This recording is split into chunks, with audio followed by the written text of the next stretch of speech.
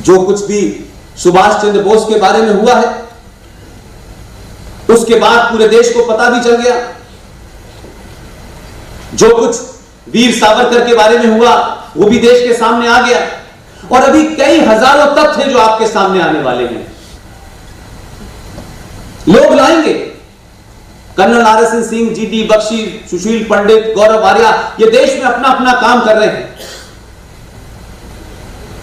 इन तथ्यों से आज के आने वाली पीढ़ी को बताना है कि तुम 1947 से भारत का इतिहास शुरू नहीं होता। 1947 से भारत पैदा नहीं हुआ है। 1947 में भारत मजहब के नाम पे 2 टुकड़ों में बटा, ये नहीं बताया गया। और झूठ क्या क्या फैलाए गए कि इस देश की आजादी की लड़ाई, स्वतंत्रता आंदोलन के अंदर हमारी साझा विरासत, हम सब भाई भाई होकर लड़ रहे थे। इस भाई में यह पता नहीं चला कि जो लड़ाई आप 50 साल से अंग्रेजों के खिलाफ लड़ रहे थे, साथ साथ लड़ रहे थे, अगर यह बात है तो आजादी मिलने के चंद घंटे पहले किसने मजहब के नाम पे मुल्क मांगा था। यह मुमकिन नहीं है कि आप 70 साल तक जीवन में किसी के साथ रहें और यकायक एक दिन आप उठ के कहें कि मुझे अपना हिस्सा चाहिए। या तो 70 साल झूठ बोला आपने, या आपका एजेंडा यही था। ऐसे ऐसे नारे गढ़े गए जिसमें आपने एकेडमिकली झूठ बोला, रिलीजियसली झूठ बोला, सनातन के पॉइंट ऑफ व्यू से भी झूठ बोला, लेकिन वो तमाम झूठ आपको सत्ता तक पहुंचा सकते थे। सत्ता में बने रहने के लिए कुछ नारों को गढ़ा गया। एक वर्ग ने तय करा कि ये तो नारे हमारे फायदे में हैं, वो चुप था। लेकिन आपने इस देश की मेजॉरिटी को उस झूठ में रख के उन नारों का फायदा लिया। एक नारा गढ़ा गया, गंगा जमुना तहजीब। मैं उत्तर प्रदेश में पैदा हुआ हूं, जहां गंगा भी है, जहां जमुना भी है। आजाद भारत में जितने दंगे हिंदुस्तान में हिंदू मुसलमानों के हुए हैं, उसमें उत्तर प्रदेश में सबसे ज्यादा हुए हैं। गंगा जमुना तहजीब थी वहां, इसलिए वहां भाईचारा था। अब पता चल रहा है कि भाई कौन था और चारा कौन था। ऐसा ही एक नारा गढ़ा गया कि सर्व धर्म बराबर है। हमको नहीं बताया गया यह राजनीतिक स्वार्थ हो सकता है किसी का।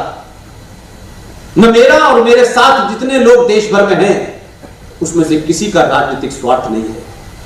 इसलिए किसको बुरा लगेगा, किसको अच्छा लगेगा, हमारा कोई इंटरेस्ट ही नहीं है।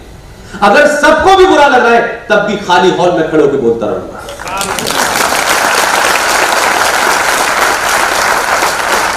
इसमें मेरा कोई निजी एजेंडा नहीं है। मैं नहीं चाहता कि मेरे जाने के बाद ये जो जनरेशन में 10-12 लोग काम कर रहे हैं, आने वाली जनरेशन हमको गालियां दे। इसलिए तथ्यों के साथ उन्हीं किताबों का रेफरेंस देते हुए जो महान लोगों ने लिखी हैं, उन डेट्स का, पेज नंबर का हवाला इसलिए देना पड़ रहा है कि हम तो कुछ अपनी तरफ से मैन्युफैक्चर कर ही नहीं रहे। हमने तो कोई किताब अभी लिखी ही नहीं है। लिहाजा कहा गया कि भगवान का मंदिर भगवान का घर है और मस्जिद अल्लाह का घर है। किसी मुसलमान ने भी नहीं बताया कि मस्जिद का अल्लाह से क्या संबंध है। मंदिरों में आप मूर्ति की पूजा स्थापित करते हैं, उसकी प्राण प्रतिष्ठा करते हैं, उस पर मंत्रोच्चारण करते हैं, उसके बाद वो मंदिर होता है। पूरी दुनिया में 57 देशों में जितने भी मुल्क हैं इस्लाम के, जहां एक भी कोई नॉन मुस्लिम रहने का और उसे नागरिकता मिलने का कोई अधिकार नहीं है, उसमें रोज मस्जिदें तोड़ देते हैं। रोज सड़कों में मस्जिद तोड़ देते हैं, मस्जिद को हटा के रेस्टोरेंट बना देते हैं, मस्जिद को हटा के सड़क बना देते हैं। अगर सऊदी अरब में, अगर ईरान में, इराक में, लीबिया में, सीरिया में जहां के लोगों का क्लेम है क्योंकि इस्लाम तो अरब में पैदा हुआ, वहीं से आया, यहां तो पैदा हुआ नहीं था भारत में। अगर वहां मस्जिद को हटाया जा सकता है और हटाने वाले भी, तोड़ने वाले भी, ऑर्डर देने वाले भी 24 कैरेट के अगर वो मुसलमान हैं,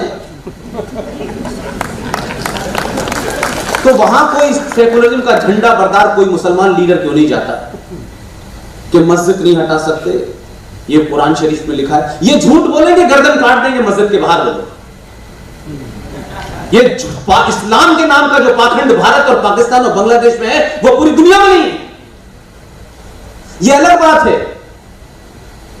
कि हम कानून को मानने वाले लोग हैं। इसलिए जब सुप्रीम कोर्ट ने फारूकी साहब के केस में जो 10 साल से पेंडिंग पड़ा था, जब 5 जजेस की बेंच ने जब यह फैसला दिया कि मस्जिद is not a Holi shrine इस्लाम, लेकिन जिन समझदार लोगों को आपने भेजा है उनकी समझदारी का अभी तक कोई मिसाल मिल नहीं रही है। जो होमवर्क वो अपने काम करने से पहले करता है और जिसका होमवर्क ठीक होता है, उसके नंबर भी ठीक आते हैं और उस पर कोई सवाल भी नहीं उठाता है।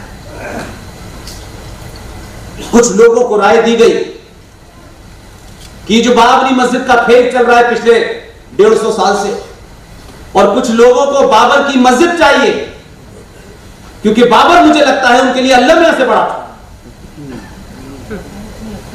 अगर इस मस्जिद का संबंध प्रॉफिट मोहम्मद साहब से, उनके परिवार से, बीबी फातिमा से, अली से, किसी से भी होता, ये सनातन संस्कृति के लोग पीछे हट जाते हैं,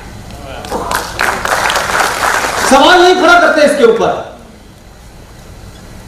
लेकिन इस मस्जिद को, बाबर की मस्जिद को, जो मंदिर तोड़ के बनाया गया है, इसको लेने के पीछे धार्मिक महत्वता कम है, इस देश की मेजॉरिटी को जलील करना ज्यादा है। इसलिए कुछ लोगों को शौक है कि मुगलों के जाने के बाद इसकी सत्ता हमारे पास आनी चाहिए थी। हिंदुओं ने अंग्रेजों के साथ मिलकर षड्यंत्र किया और जिसकी सत्ता उनके पास चली गई, लिहाजा बाबर की मस्जिद भी लेंगे और बाबरी नाम से भी होगी। तो जो पड़ोसी मुल्क था, उसने जब मुल्क बांटा तो आपको मुझे उस मुल्क का भी अजीब कंट्राडिक्शन है। वो मुल्क जो 47 में बना, उसकी समझ में नहीं आ रहा कि इतिहास लिखना कहां से शुरू करें,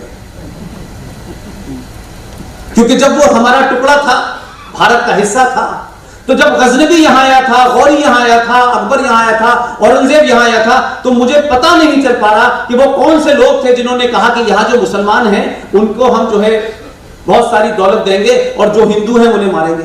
उन्होंने तो सामूहिक सब पे अत्याचार एक साथ किया था। उन्होंने तो भारत पे आक्रमण किया था, हिंदू मुस्लिम के नाम पे नहीं बांटा था।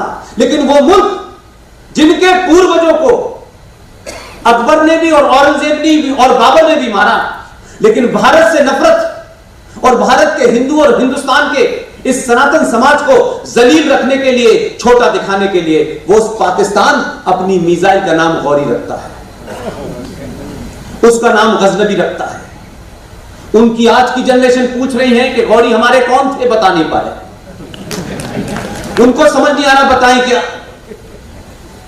और कंट्राडिक्शन देखिए, आप ही के राज का एक आदमी, उसने कब धर्म बदला मुझे नहीं पता, और कब धर्म से वो मजहब में चला गया, पाकिस्तान का पहला फादर ऑफ नेशन बना। आप इस बात को, इसलिए मैं आपको समझाने की कोशिश कर रहा हूं कि यह इतिहास ब्लैक एंड व्हाइट में है, इसमें कहीं कोई छुपी हुई नहीं है। प्रॉफिट मोहम्मद साहब जो पैगंबर थे, उनके दामाद की हत्या फजर की नमाज में मस्जिद के अंदर किसने की? उनकी बेटी फातिमा बी को उनके घर में आग लगा के किन्होंने जलता हुआ दरवाजा उनके ऊपर डाला, उनकी हत्या किसने की? उनके नवासों की हत्या किसने की? इसका कोई रिकॉर्ड है, लेकिन ये ब्लैक एंड व्हाइट में सच है। और इस सच को समझने के लिए पूछिए कि मुसलमानों में जो इस देश में जिनकी जनसंख्या 4,75,00,000 है, उन्हें शिया कहते हैं। अगर ये पुष्पेंद्र कह रहे हैं या देश का कोई नॉन मुस्लिम कह रहा है, तो सवाल पूछिए कि ये शिया मुहर्रम क्यों मनाते हैं? इस मुहर्रम की महत्वता क्या है? किसको याद करते हैं और किसको बुरा भला कहते हैं? लेकिन यह मेरा मकसद नहीं है।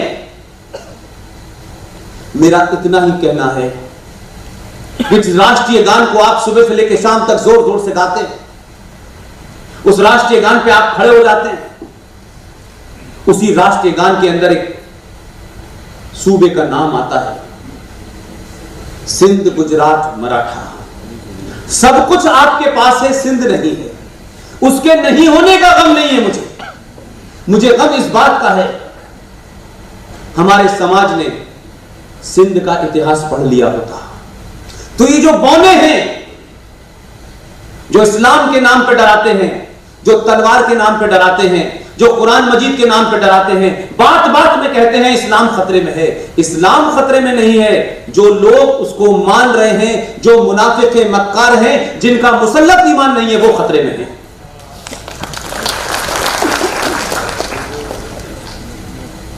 अगर आपने सिंध का इतिहास पढ़ा होता तो आपको अपने पूर्वजों के ऊपर न सिर्फ गर्व होता, आप सीना तान के कहते कि फैसला करें इस देश के मुसलमान। मैं दुनिया के मुसलमानों की बात ही नहीं करता, इस देश के मुसलमान तय करें कि सिंध के राजा का नाम बताएं। सिंध का आखिरी राजा जो एक हिंदू राजा था, जिसका नाम था राजा दाहिर सिंह। और अरब में चले जाएं, इस्लामिक मुल्कों में चले जाएं, और इस हिस्ट्री को झुटला नहीं सकते। भले ही इस बात के लिए आप झूठ बोलते हो कि कुरान मजीद को हिंदू पढ़ता नहीं है, क्योंकि जिस लैंग्वेज में वो उसे आती नहीं है, और कुरान का नाम डर लेकर के आप डराते हैं। ये डरा तो सकते हैं कुछ दिन के लिए, लेकिन सच नहीं बदल सकते।